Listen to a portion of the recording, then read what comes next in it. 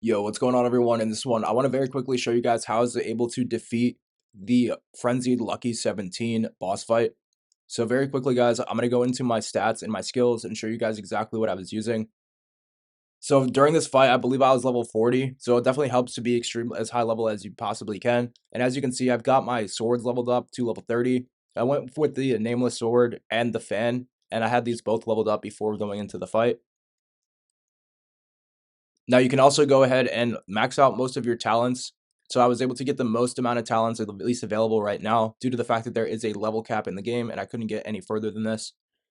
So make sure you have all of these leveled up.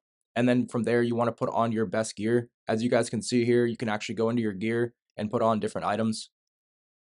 Now having these talent points upgraded will allow you guys to have more than one ability active at a time so that you guys can cycle through them. And as you can see, I was able to put on some pretty high level stuff before getting into the fight. You can also upgrade your gear slots as well, which is going to overall make the fight a lot easier.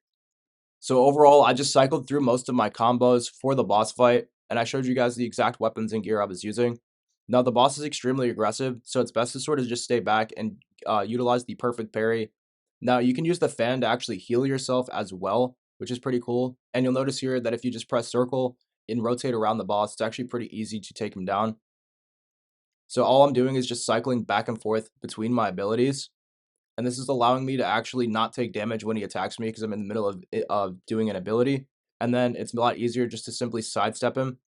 Now, when you're using the fan, you can also attack from a distance, which makes it a lot easier. And as you can see, I also have that spirit up as well, which is going to help out.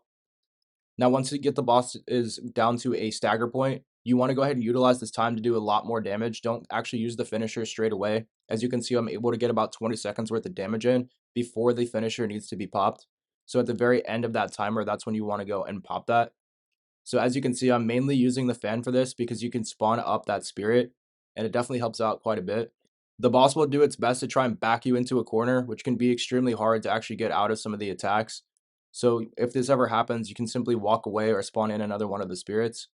You do need to be very, very careful as the boss will slam onto the ground or rip up from the ground to do different attacks, and these can do an extremely high amount of damage. Now, once you get the boss down about halfway, he's going to switch to a second phase where he's actually going to become a lot more enraged. So if you get on top of the boss quickly enough, you can kind of get him into a combo and stagger him out. As you can see, you're able to dodge quite a few of the attacks by either sliding out next to him or just getting behind him. So your goal is to try and get behind the boss as much as possible. Anytime that you're in front of the boss, you want to get ready to either block, parry, or just try and simply get around to the side of him.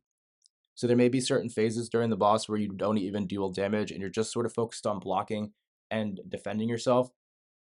But eventually you should be able to get the boss into a few openings, and all it takes is one solid hit to begin staggering him into these combos. So during the second phase, I would definitely focus way more on blocking and trying to get off perfect parries because like I was saying, all you kind of really have to do is just get that one hit out and it will basically allow you guys to start up a full combo. So overall, you do have to be very patient with this boss and really time these dodges right. Luckily, when you get the perfect parry, it does slow down time a bit. And keep in mind that you can also use this fan to get more damage output from further away. Now, when you're further away, it will cause the boss to try and deal range attacks, which are actually a little bit easier to dodge. So sometimes it's better just to stay away, so you can get a perfect parry off, like I was saying earlier, and just begin starting up your combos.